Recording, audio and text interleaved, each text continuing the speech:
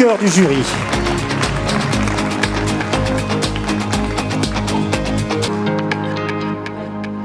Alors, bonsoir madame, bonsoir messieurs. Qui va ouvrir l'enveloppe? C'est madame, j'imagine. Oui, enfin, d'accord, non, mais j'avais aucun doute là-dessus. Alors, je vais vous donner un micro. On va ouvrir l'enveloppe tout de suite parce que, voilà, c'est le jury qui a choisi. Voilà, et on va ouvrir l'enveloppe tout de suite et puis on vous fait réagir derrière, s'il vous plaît, si vous êtes d'accord. Bah écoutez, moi, je peux que vous féliciter sur le choix de la personne qui a été choisie. Une personne que je connais bien, une personne qui mérite beaucoup ce coup de cœur, pour qui j'ai beaucoup d'admiration. Il a fait vraiment un parcours exceptionnel, donc je laisse le suspense jusqu'au bout. Hein. Un parcours exceptionnel, une personne qui ne fait pas de bruit, qui est très humble, très simple. Voilà, je vais le laisser venir, je pense qu'il s'est reconnu. J'appelle... Oui, allez-y. Je peux le dire? Allez-y. Jean-Jacques Bem. Jean-Jacques Bem, coup de cœur du jury, venez nous rejoindre. Merci de l'applaudir.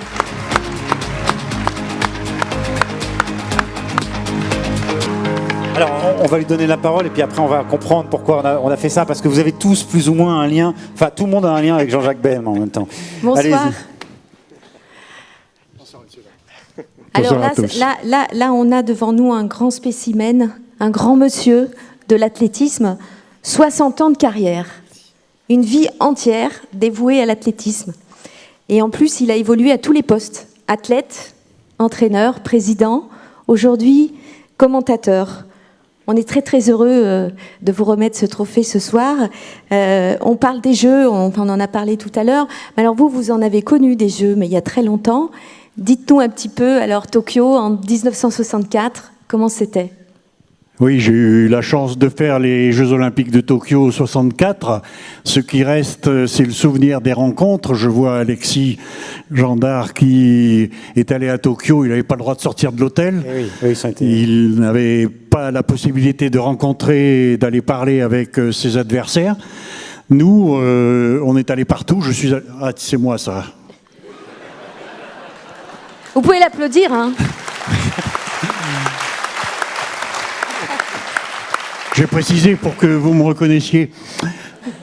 Et je suis allé voir le fils de celui qui avait gagné les Jeux Olympiques de Berlin en 1936, qui était recordman du monde. Je l'ai écouté parler pendant 1 heure. Je suis allé voir les Européens de l'Est qui, eux, n'avaient pas le droit de venir nous parler. D'ailleurs, nous non plus, on n'avait pas le droit, mais je ne le savais pas. Et ce n'est pas la performance qui reste, d'ailleurs, personne ne s'en souvient. C'est les rencontres, c'est les rencontres de toute une jeunesse, surtout que c'était à une période où tout allait bien, 1964. Les Jeux avaient été ouverts par l'empereur Hirohito. Et c'est quand même lui qui était empereur pendant la guerre. Et pendant son discours, je le regardais en me disant, mais comment il ose, à quoi il pense? Et en fait, Hirohito était favorable à la paix, paraît-il. C'est pour ça qu'il est resté sur le trône, sauf qu'il a perdu la descendance du soleil. Alors Jean-Jacques Bem, vous êtes quelqu'un de très discret, on l'a vu, hein, mais vous avez pourtant fondé en 1989 un très grand meeting, le 4H de Tarare. Est-ce que vous pouvez nous en parler aussi ?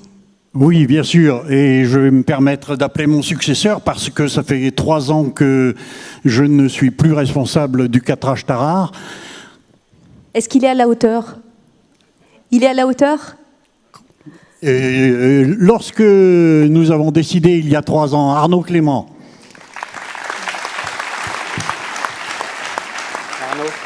On s'engage pour une Olympiade et 2024, j'aurai 82 ans, ça ne serait pas très prudent. Donc en 2019, on s'est réunis avec une dizaine de jeunes du club, moyenne d'âge 31 ans à l'époque, à E10. Et je leur ai fait ce cadeau que j'espère qu'il n'est pas empoisonné. C'est un cadeau qui est dû d'abord à Jean Besson.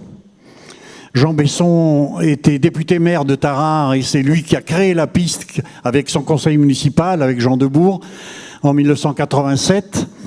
Et dans les derniers jours, alors qu'il était gravement atteint par la maladie, il a tenu à insister, enfin je crois qu'en fait il n'y avait pas besoin d'insister auprès de notre président du département, Christophe Guillotot, à ce que la piste soit refaite. Et je me souviens du titre du Progrès, c'était Tatiana Vasquez, sous la plume de Tatiana, sur 8 colonnes, le maire qui aimait les gens.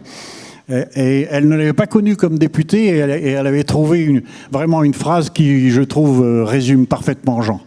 Merci Jean. Merci à Bruno, le maire de Tarare. Le maire de Tarare qui est avec nous, hein, Bruno Pellachon. Et à Christophe Guillotot, bien sûr. Et sur ce meeting, vous avez de très bons athlètes. Hein. Il y a eu 13 finalistes olympiques ou mondiaux qui sont venus. Là, vous avez Kevin Young, qui était recordman du monde, qui a couru à Tarare. Et la particularité, c'est qu'on ne donne pas de prime de départ. Alors, on m'a demandé tout à l'heure comment ça se faisait. Eh bien, les athlètes courent à l'heure. Ils ont des séries de niveaux et on n'a jamais donné de prime de départ. D'abord parce que le budget, malgré les efforts de la ville et des collectivités, ne nous le permettrait pas. Et puis un peu par principe. Et comme vous le voyez, il s'exprime très bien parce qu'il est aussi commentateur. Je suis speaker en athlétisme en Auvergne-Rhône-Alpes. Donc j'ai un répertoire de 600 athlètes et je le mets à jour régulièrement. Donc ça, enfin, j'ai d'autres collègues speakers là, et ils savent bien qu'on fait tous comme ça. Ça permet de ne pas avoir besoin de la boîte magique dont se servent mes jeunes collègues, et qui ont immédiatement la performance, mais qui, après l'avoir dite, l'ont oublié. Le fait d'utiliser le papier, c'est moi ça. C'est la 7e haie, c'était la 7e haie. À Tokyo, c'était de la cendrée. Félicitations à vous, vraiment un grand bravo. Vraiment, un très très beau coup de cœur. Juste un mot, très très rapide, parce que on est déjà très en retard, mais c'était une telle belle soirée ce soir avec ces histoires. Bruno Pellachon, vous êtes le maire de Tarare. Juste, voilà, c'est important de le rappeler, parce que pour celles et ceux qui ne le sauraient pas également. Colette Darphin, vous étiez la maire de Mardor, dont vous êtes originaire, c'est ça? C'était ça le lien. Oui, mais vraiment un mot.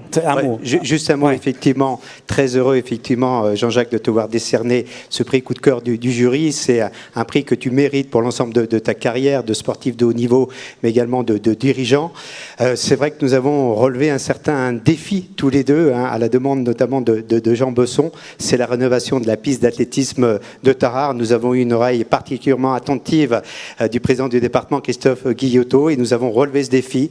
Tarare maintenant jouit d'une très bonne piste d'athlétisme. C'est une piste départementale d'ailleurs. Et vraiment, merci pour ton aide, parce que c'est une équipe qui a permis de faire aboutir ce projet. Merci à toi. Allez, tous les deux, 10 secondes chacun, s'il vous plaît. 10 secondes. Non, moi je voudrais juste dire, au travers de sa carrière sportive, sa belle carrière sportive, Jean-Jacques était l'instituteur de Mardor, mon village. Et il a transmis à tous ses élèves, tous ceux qui sont passés dans ses classes, ce goût du sport et surtout ce goût de la nature. Donc merci pour tout ce que tu as laissé comme souvenir et empreinte à Mardor. Merci à toi. Et puis Patrice Vercher, vous êtes président de l'agglomération L'Accord, la communauté de l'Ouest rhodanien, qui englobe Tarare et Mardor, et la boucle est bouclée. Hein, oui, en effet. Entre autres, puisque la communauté d'agglomération de l'Ouest rhodanien comporte 31 communes. C'est la plus grande du département du Rhône, 578 km², qui part justement du sud de Tarare jusqu'au col des Écharmeaux, en passant par Ampepuis, Tizy, Cours et la vallée d'Azergues.